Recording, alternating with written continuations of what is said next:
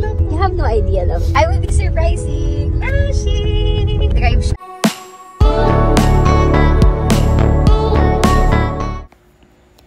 Nash Aqua sinurpresa ng kanyang asawang si Mika de la Cruz sa isang birthday getaway vacation.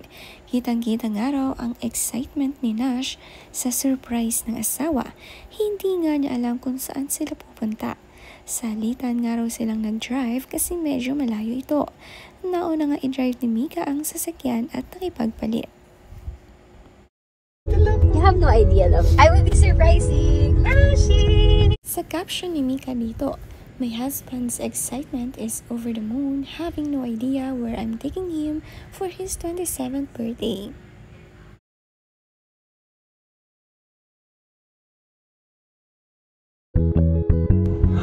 Thank you! Sila nga ay nagpunta sa isang paradise resort sa Coy, Calaca, Batangas at sobrang ganda rito. Full glass ang kanilang ni-rent na rest house at may pool din. Solo nga nila ang malaking bahay. Pang big family nga itong hotel room pero nasolo nila ang resort. Amaze na amaze nga si Nash sa ganda rito. Reservation for Miss Victoriano? Yes po. Sulit ang pag-surprise ni Mika sa kanyang asawa. Napaka-appreciative nga raw ni Nash sa lahat ng kanyang ginagawa, simple man o bongga.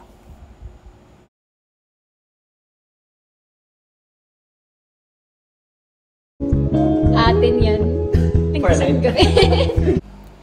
Sobrang tuwa nga si Nash dahil marami ang pwedeng gawin dito. Nanibago nga siya sa lugar. Nang sabihin ni Mika na may massage silang nakaplan, ay ganito ang kanyang reaksyon, sobrang saya. Deserve na ang massage ngayong 27th birthday. Kakaiba nga at high-tech ang ibang part ng bahay na ito. Kaya naman nag-explore si Nash at sabi ni Mika, sobrang curious niya sa bagay-bagay dito. Ang ganda naman ng view mula sa loob, overlooking. Ang sarap din ng swimming sa infinity pool.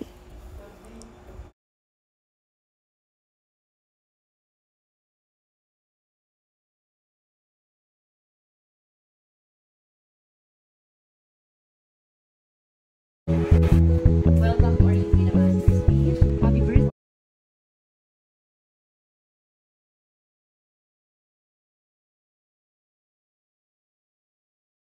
Of course, I know you like your real name. Thank you so much. May master suite nga sila at nag-prepare ng mga balloons for Nash. Na-surprise nga ng husto. Nagustuhan din ni Nash ang nakasulat sa TV, ang tunay niyang pangalan na Ain instead of Nash Aguas. Dahil mas gusto raw ni Nash gamitin ang kanyang tunay na pangalan ayon kay Mika.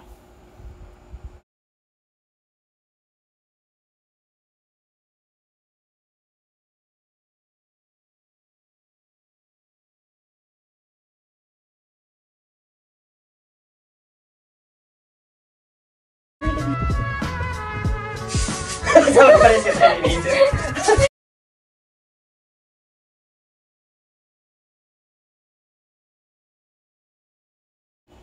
Ang sweet din naman ang kanilang dinner dito, Japanese food. Teishoku dinner nga ang kanilang first dinner at na-miss nila ang Japanese food. Natuwa naman sa posing na ginawa dahil hindi planado, pero sabay nilang ginawa. Talagang iisa raw ang nasa isip nila, perfect match talaga sila.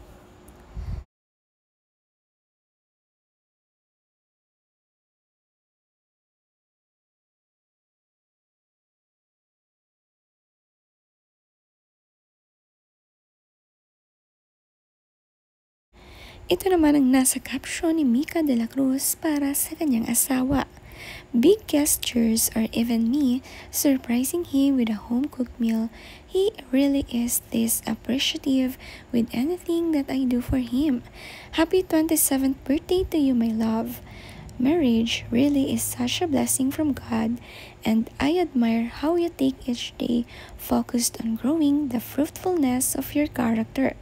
I'm in awe that you're not focused on looking at the mistakes of others, but only set on becoming more like Christ-like.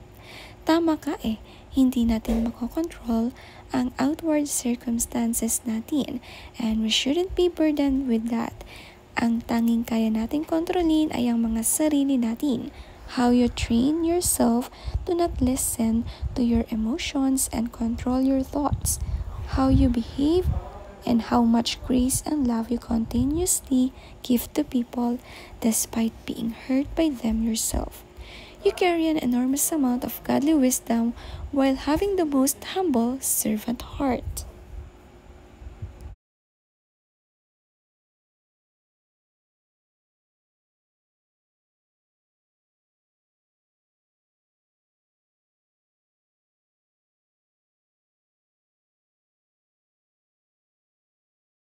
Sa kanilang wedding anniversary, sila nga ay nagtungo sa Japan. At narito ang magandang mensahe ni Nash para sa kanyang asawa. Sabi niya, "That smile that brings warmth and comfort to people. You bring joy in every room you walk into. You make people feel seen and heard. You are a reminder to me of God's faithfulness. Thank you. I will always love you the way you love me.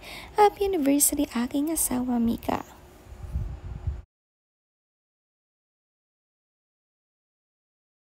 Ang gaganda nga ng kanilang mga kuha sa Japan. Sila nga'y nagpunta sa Osaka at napakaraming picture taking na ginawa. Perfect na perfect nga kahit sa pag-ulan. Ang ganda rin ng payong. Pang model talaga ang look ni Mika.